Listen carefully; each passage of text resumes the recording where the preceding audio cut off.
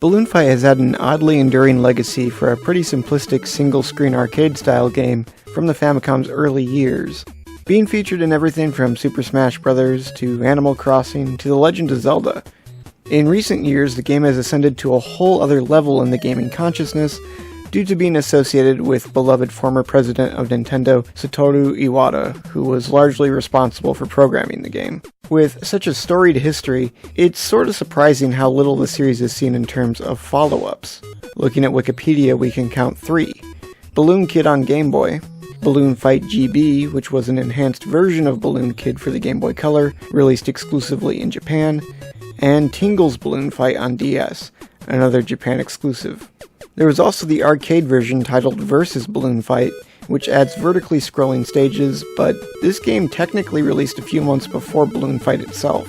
For whatever reason, it seems that Balloon Fight never got a sequel on home consoles. Or did it?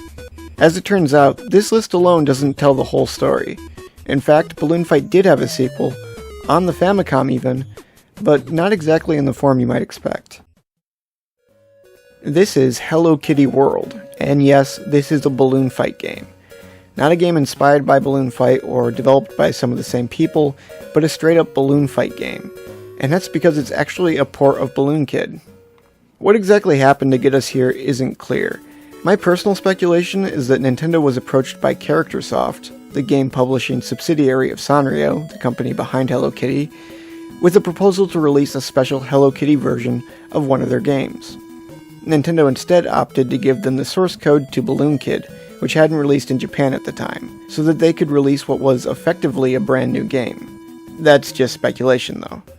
You'll actually notice that Nintendo's name is not featured on the title screen, rather a Mario Company Limited is credited. This isn't just an alias, but rather a company jointly owned by Nintendo and Dentsu. Dentsu being a Japanese advertising company who has also worked with Nintendo in hosting seminars for game design students as recently as 2014. As far as games bearing the company's name though, this is oddly the only one. Perhaps Dentsu was involved in conceiving the partnership between Sanrio and Nintendo in the first place. Who knows? The game itself is unsurprisingly very similar to Balloon Kid, even down to the music and the enemies being the same in most instances.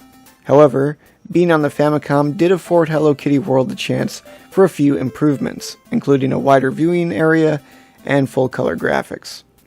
In some cases, you can see the game didn't always know exactly how to use this expanded screen real estate, filling it out with these weird boxes. But it hardly matters and is greatly preferable to the original in my opinion. The gameplay consists of 8 right-to-left auto-scrolling stages where you attempt to collect as many balloons as possible, obviously taking cues from the balloon trip mode from the first game. It wasn't until I was writing this that I realized how uncommon those two things are. A game made up exclusively of auto-scrollers is weird enough, but ones that scroll in the opposite direction? Also, considering how maligned the auto-scroller is in platformers as a whole, it's shocking that the game is as enjoyable as it is. The difficulty is definitely appropriate for a series as inviting as Hello Kitty. If you spent any time with retro gaming, you should be able to complete this in a single setting, likely less than an hour, which is more or less to be expected for a Game Boy game. Things do pick up somewhat in the final level, but that has more to do with the controls, which don't feel the best, especially when walking on the ground. Unfortunately, the entire game has a certain amount of choppiness which contributes to this, in stark contrast to the original Balloon Fight's super fluid movement and control. Not sure if this is due to the jump from Game Boy to NES, but it lends the game a distinctly non-Nintendo feel. Ultimately, it's hard for me to say if Hello Kitty World is the definitive version of Balloon Kid, but as far as its enhanced ports go, it's far more accessible than Balloon Fight GB, which was exclusive to the Nintendo Power Flash Cart download service. If nothing else, it's the best console sequel to Balloon Fight we ever got, since it's the only one after all, and certainly an interesting footnote in Nintendo history. Shoutouts to my Tier 4 patron Famicom Pony.